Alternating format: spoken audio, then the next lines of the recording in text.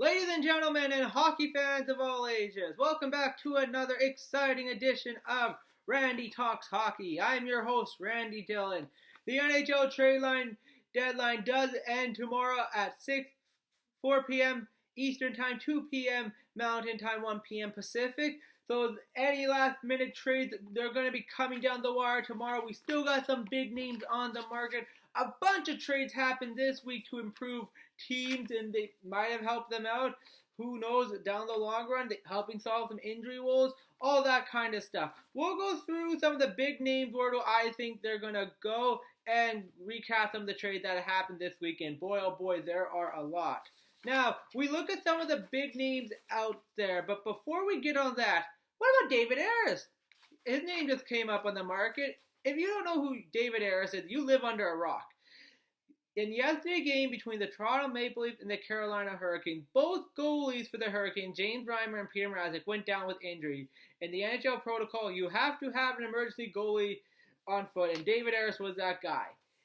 He allowed two quick goals in the second period where the Leafs were trailing 4-1, became 4-3. He shut the door in the third for the Hurricanes to win 6-3.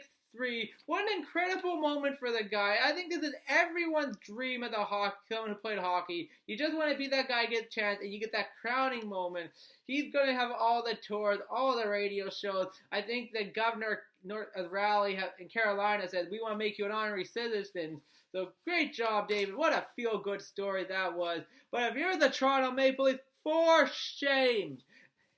You have a chance to really, you're in a tough playoff spot and battling it out, and you have an opportunity to really, unfortunately, light a guy up, but you get blown out. The Hurricanes, I'll give them credit, but for the Leafs, what's going on here? Like, what are they? They're an inconsistent team that they maybe try here every once in a while. They'll give up. Just not good enough. They're lucky the Florida Panthers can't put wins together. Otherwise, they would be really struggling for a playoff spot.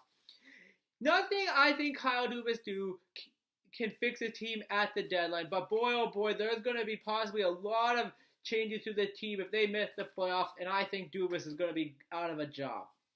Now, enough about the Leafs. Let's talk about the top rentals on the market. What teams are going to do? We have Chris Kreider, Gabriel, Jean Pajot still available. Where are they going to go? I think the Colorado Avalanche are no doubt about the runners for Kreider. I think by tomorrow, Chris Kreider will be an Av. Pajot, there's been rumors saying, hey, he might go to Philadelphia, the Edmonton Oilers, but they do not want to pay that high price for Pajot. Maybe the Calgary Flames, they have been struggling. He can play up and down their lineup, and he's a playoff performer. He has 2 playoff hat tricks in his career, which is really good. We'll see where that goes. Now, in the defense, if you need a goalie, well, I know we know the Hurricanes need the goalie because of the injury to Mrazek and Reimer. You're hoping Chicago maybe, hey, can we have Robert Leonard, please?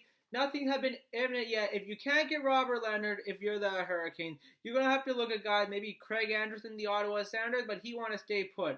Then maybe you look at Alexander Gorgias, that's going to be a high price. Maybe Ryan Miller of the Anaheim Ducks if you want, but we know he doesn't want to leave LA. Maybe you got to look at a guy like Jonathan Bernier from the Detroit Red Wings as a last-ditch option if you can't get anyone to fill that hole in net.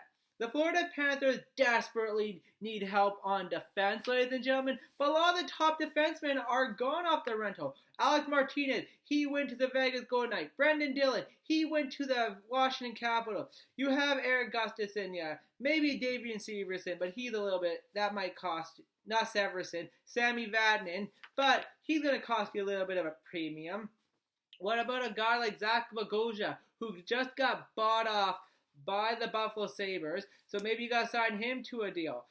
Florida, they got to get this together because they are literally losing, they are shooting themselves in the foot for their playoffs hope. The Leafs are losing, they just got to win a few games and they would be kind of comfortable in that position, third spot in the Atlantic Division, but they just can't get together, and it's really causing problems in Florida and worry.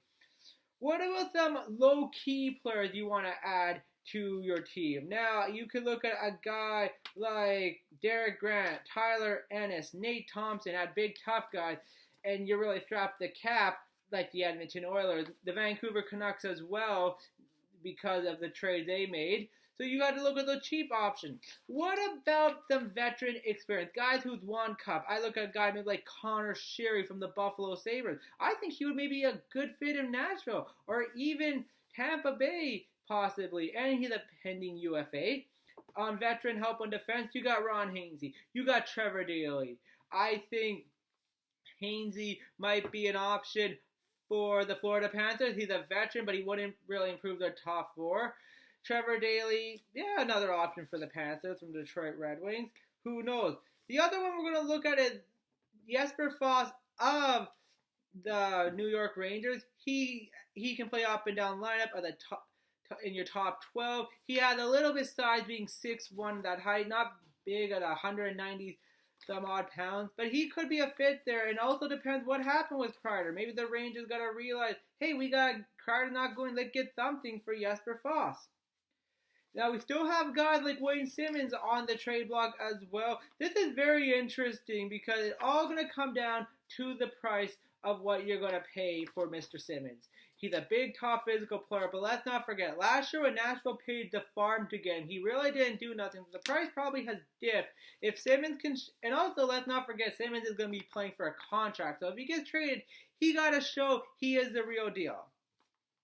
Now, if you look at some teams that desperately need to make something happen at the deadline, I look at a team like the Calgary Flames, where you need to add some toughness up front. Chris Kreider would be an option, unlikely. Maybe a guy like, we talked about Gabriel Pageau, maybe Thomas Tatar could be an option there. He is a pending UFA at the moment as well. All right, we've talked about some of the top rentals out there. Where do I think going to go? Now we're going to go through some of the trades. There's a lot of trades, but I'm going to hit a few of them. We had the Vancouver Canucks acquiring Tyler Toffoli from the Los Angeles Kings. They gave up a second-round pick. Now they don't have a first or a second in this year's draft in prospect Tyler Madden. He's been a fit so far for the team, scoring last night 2 goals in the Canucks' 9-3 ride against the Bruins. Can they resign him? Who? Nobody. Add that skill. Let's not forget. No Brock Besser. No Michael Furlan. They still want to add toughness. Maybe they'll stay put at the moment. I think the Winnipeg Jets, they are winners right now in the at the trade deadline. They got Dylan DeMello for a 3rd-round pick. Then they get Cody Eakin for a conditional 4th-round pick in next year's draft. Really 2 low-key players that Phil needs for this team. I know the Jets lost last night to the Philadelphia Flyers, but I think these moves could really help improve the Jets. What about the Arizona Coyotes? The question's going to be, what are they going to do with Taylor Hall? Are they going to swap in? They've won their last few games. I think it's unlikely, but maybe they could add some depth, top 6 players at the moment. Other trades I want to go through, and we can look at to see where they win or lose. I think the Vegas Golden Knights got a win in acquiring Alec Martinez, improved their top 6 to their team, gave up 2 second-round picks in this year and next year's draft, but they are going to be a competitive team. The Boston Bruins, I think they got a win so far, getting Andre Kasha from the Anaheim Ducks, sending David back as a 1st-round pick, and a prospect, defensive prospect. Unfortunately, I can't remember the name at the moment. But for the Bruins, an excellent move. They're going all in. They know it's their chance. They got to finish off what they started last year in losing Game 7 of the Cup. Andre Cash had very little cap hit, and he signed for another year. So that really helped their top 6 forward at the moment. Other things we're going to look at in the deadline are going to be, are we going to see any swaps in players? Again, the Panthers, you got Daganov and Hoffman. Are you going to swap for rental defensemen? What about teams like the Buffalo Sabres? They got a lot of UFAs and another tremendous, awful year for them. They're going to miss the playoffs. What are they going to do? We already talked about Connor Sherry, but we haven't talked about guys like, our team ready to pay a high price for Ruotsalainen? I think that we're going to have to wait till next year not next year's draft. This upcoming off season for the team. I'm sorry, everyone. So much is happening. We're trying to get through so much in so little time. And we got to look at the Islanders. The Islanders improved their defense, getting Andy Green, a familiar faith in Lou Lamoriello. I believe this team would like to possibly get a top 6 forward to help them. Thomas Tatar, I think, might be an option. Heck, maybe they'll go for Kreider, but they already got so many top 6, so many guys on contract. Eberle, they got Bailey, they got Nelson, they got Lee, Bavillier. So they already got guys. An improvement would be good, but they're going to have to make it work with the cap here.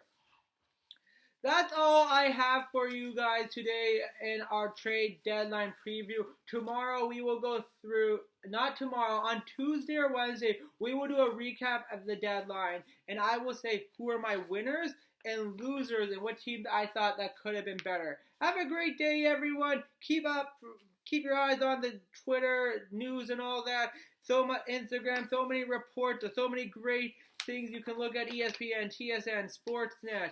If you're in the Canadian market, you got NBC in the USA. There's so many little feeds as well. Some places I get my tweets. I got Empire Pucks on Instagram, on Twitter. There's a lot of hockey. A lot of good things to look at hockey. Hot Takes Hockey, the good one to get you update on everything as well. Anyways, everyone, have a great day. Have a great week. We'll see you on Tuesday when we recap the deadline.